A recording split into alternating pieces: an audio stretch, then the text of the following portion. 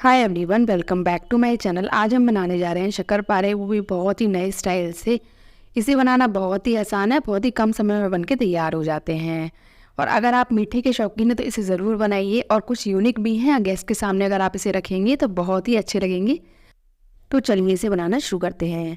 तो शक्करपारे बनाने के लिए सबसे पहले लेनी है हमें मैदा। तो यहाँ पे मैंने 2 कप मैदा ली है और वज़न से देखिए तो 250 ग्राम यहाँ पे मैंने मैदा ली है।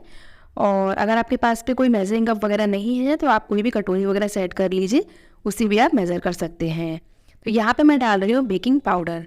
यहाँ पे हमें 1/4 टीस्पून बेकिंग पाउडर डालना है। इससे क्या होता है, जाली बढ़ती है और आटा अच्छे से स्मूथ हो जाता है। तो यहाँ पे अब हम डाल रहे हैं घी।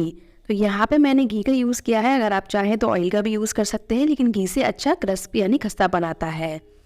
तो यहाँ पे आप घी डाल देंगे। तो घी यहाँ पे मैं डालने वाली हूँ कम से कम 5 से 6 चम्मच। तो पहले आप इसे अच्छे से मिक्स करके देख लीजिए, अगर आपको घी कम लगता है तो आप और भी डाल सकते हैं। तो यहाँ पे इसे अच्छे से मिक्स कर लेना है। आप दोनों हाथों से अच्छे से मसल कर आटे को घी के साथ में मिक्स कर सकते हैं। तो यहाँ पे देखिए घी हमने अच्छे से मिक्स कर लिया है। अब इसे एक बार बाइंड करके देखते हैं। तो यहाँ पे देखिए मुट्ठी हमारी अच्छे से बंध रही है, यानी कि आटा अच्छे से बंध रहा है। इसका मतलब घी एकदम परफेक्ट है। तो यहाँ पे तकरीबन मैंने 6 चम्मच घी का यूज़ किया था। अब यहाँ पे थोड़ा थोड़ा पानी डालकर इसका एक डो लगा लेते हैं। तो मैदा का डो हमें टाइट लगाना है, और जब भी हम मैदा का आटा गूंथते हैं तो इसमें पानी का यूज़ कम होता है। तो हमें एक टाइट डो लगाकर तैयार कर लेना है इस तरीके से। तो यहाँ पे टोटल अगर मैं आपको बताऊँ तो आधा कप पानी का यूज़ किया गया है। तो बस इतने डो को लगाने के लिए आधा कप पानी इनफ है। तो यहाँ पे हमने देखिए डो अच्छे से सेट कर दिया है, और इसे तकरीबन हम आधा घंटे के लिए रेस्ट करने देंगे। इससे क्या होता है, सारी चीज़ें अच्छे से मिक्स हो जाती हैं। तो यहाँ पे देखिए आधा घंटा हो चुका है। अब एक बार चेक कर लेते हैं। तो ये देखिए हमारा डो है वो अच्छे से सेट हो चुका है, सारी चीज़ें अच्छे से मिक्स हो चुकी हैं। अब एक बार अच्छे से सेट कर लेते हैं और इसकी लोइयाँ तोड़ लेते हैं। तो यहाँ पे मैं इसकी 3 लोइयाँ तोड़ रही हूँ, और हमें ज़्यादा छोटी लोइयाँ नहीं तोड़नी है, हमें बड़ी लोइयाँ ही तोड़नी है, क्योंकि शक्करपारे हम बहुत ज़्यादा पतले नहीं बनाने वाले हैं। तो यहाँ पे इस तरीके से आटे को हमें अच्छे से सेट कर लेना है। तो सारा आटा हमारा देखिए अच्छे से सेट हो चुका है, और इसकी तीनों लोइयाँ हमारी सेट हो चुकी हैं। तो अब चलते हैं बेलने के प्रोसेस पे। तो यहाँ पे देखिए लोई को हमने इस तरीके से चकले पर रख लिया है, और इसे अच्छे से बेल लेना है। तो यहाँ पे हमें इसे बहुत ज़्यादा पतला नहीं बेलना है, थोड़ा सा हमें इसे मोटा ही रखना है। तो यहाँ पे इस तरीके से हमें पूरी लोई को बेल के तैयार कर लेना है इस तरीके से। तो मैं आपको दिखा देती हूँ कितना हमें मोटा रखना है। ये देखिए हमें इतना ही हमें मोटा रखना है, तो बहुत ज़्यादा पतला हमें नहीं करना है। तो यहाँ पे देखिए अब इसे कट करते हैं। तो कट करने के लिए यहाँ पे मैंने पिज़्ज़ा कटर का यूज़ किया है, आप नाइफ़ से भी कट कर सकते हैं। तो यहाँ पे देखिए चकले को घुमा के इस तरीके से हमें कट कर लेना है, इक्वली कट करना है हमें इस तरीके से। ये देखिए चकले को घुमाते जाएंगे और इस तरीके से कट करते जाएंगे। और फ्रेंड्स, आपने हमारा चैनल अभी तक सब्सक्राइब नहीं किया है तो प्लीज़ सब्सक्राइब ज़रूर कर लीजिएगा। साथ में बेल आइकन आता है, उसे भी प्रेस कर लीजिएगा, ताकि आगे आने वाली वीडियोस की नोटिफिकेशन आप तक पहुंच सके। तो यहाँ पे देखिए हमने सारी शेप को कट करके तैयार कर लिया है, और इस तरीके से आप देख सकते हैं मैंने कट किया है। अब हमें क्या करना है, नीचे से इस तरीके से फोल्ड करना है एक शेप को उठाकर, मतलब शेप को उठाना नहीं है, इस तरीके से रोल करना है हमें।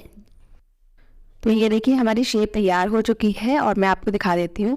तो इसी तरीके से हमें सारी शेप को रोल कर लेना है। तो देखा फ्रेंड्स, बहुत ही इजी है इसे बनाना। इसको ज़रूर बनाइएगा फ्रेंड्स, बहुत ही अट्रैक्टिव लगता है। और अगर आप चाहें तो इसकी जगह पे आप नमक पारे भी बना सकते हैं, यानी कि अगर शक्करपारे नहीं बनाना चाहते तो ऐसी शेप में आप नमक पारे भी बना सकते हैं। और फ्रेंड्स, हमारा ये चैनल आप किस सिटी से देख रहे हैं कमेंट करके ज़रूर बताइएगा, और आपको हमारे वीडियोस कैसे लगते हैं ये भी ज़रूर बताइएगा। और अगर अच्छे लगते हैं तो अपने फ्रेंड्स और फैमिली के साथ भी शेयर करा करिए। तो यहाँ पे देखिए हमारी जो सारी शेप है वो रोल हो चुकी है। तो ये देखिए कितने अच्छे लग रहे हैं ना।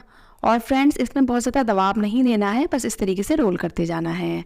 तो यहाँ पे देखिए ये जो एंड है ना इसका, इसमें यहाँ पे हमें पानी लगा देना है, और इसे इस तरीके से प्रेस करके थोड़ा सा जॉइन कर देना है। इससे क्या होगा, जो शेप है वो खुलेगी नहीं। तो इसी तरीके से हमें सारे शेप बना के तैयार कर लेने हैं। और यहाँ पे मैंने सारे शेप को बना के तैयार कर लिया है, और अब चलते हैं इसे फ्राई करने के प्रोसेस पे। तो यहाँ पे हमने कढ़ाई में ऑयल गर्म करने के लिए रख दिया था, और मैं यहाँ पे आपको एक शेप डाल के दिखाती हूँ। यहाँ पे जो ऑयल है बहुत ज़्यादा गर्म नहीं होना चाहिए, बिल्कुल हल्के हल्के से बबल्स निकलने चाहिए। जब आप यहाँ पे शेप डाल देंगे तो आपको गैस को मीडियम टू लो ही रखना है। तो हमें सारी शेप को डाल देना है, और एक बैच में हमें तकरीबन 15 से 20 मिनट का टाइम आराम से लग जाता है, तो थोड़ा सा पेशेंस रखिएगा। तो यहाँ पे मैंने सारे शेप्स को डाल दिया है। अब इसे कुछ भी नहीं करना है, जब तक ये ऊपर ना आ जाए इसमें हमने कोई भी चम्मच या कलछी नहीं लगानी है। तो यहाँ पे देखिए सारे शेप हमारे ऊपर आ चुके हैं और तकरीबन इसे 10 मिनट हो चुके हैं। और अब इसे चम्मच की सहायता से हम इसे पलट देंगे। इससे क्या होगा, चारों तरफ से शेप सिक के तैयार हो जाएंगे। तो यहाँ पे देखिए इसे धीरे धीरे मध्यम आंच पे ही हमें सेकना है और जब तक ये लाइट ब्राउन कलर के ना होने शुरू हो जाए इसे हमें छेड़ना नहीं है। तो यहाँ पे देखिए इसे हमने चला दिया था बीच में एक बार और अब आप देख सकते हैं ये गोल्डन लाइट कलर के हो चुके हैं। तो बस इसे थोड़ा सा और सेकेंगे और इसे आप निकाल लेंगे। तो यहाँ पे हमारे जो सारे शेप हैं वो सिक के तैयार हो चुके हैं। ये सारे शेप को सिकने के लिए तकरीबन 20 मिनट का टाइम लगा है और इस तरीके से हमें सारे शेप को टिश्यू पेपर पे और या फिर आप किसी भी चलनी वगैरह पे निकाल सकते हैं। तो इस तरीके से हमारे जो सारे शेप है उसे हमें निकाल लेना है। तो यहाँ पे अब इसे ठंडा करने के लिए रख देना है और अब हम चाशनी की तैयारी कर लेते हैं। तो चाशनी बनाने के लिए हमने यहाँ पे कढ़ाई रख ली है और यहाँ पे मैंने 250 ग्राम चीनी लिया है। तो जितना मैदा है क्वांटिटी में उतना ही आपको वज़न में चीनी लेना है।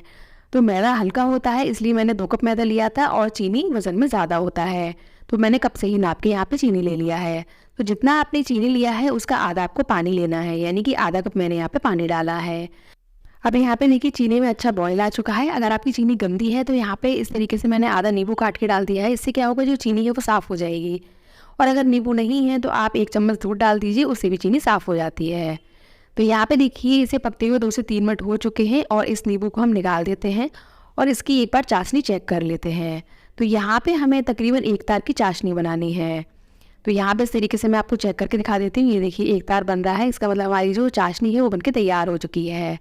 तो यहाँ पे हमें गैस को ऑफ कर देना है और हमने जो सारे शेप बना के रखे थे वो हमें इसमें डाल देने हैं। तो इस तरीके से हमें सारे शेप को डाल के अच्छे से मिक्स कर देना है।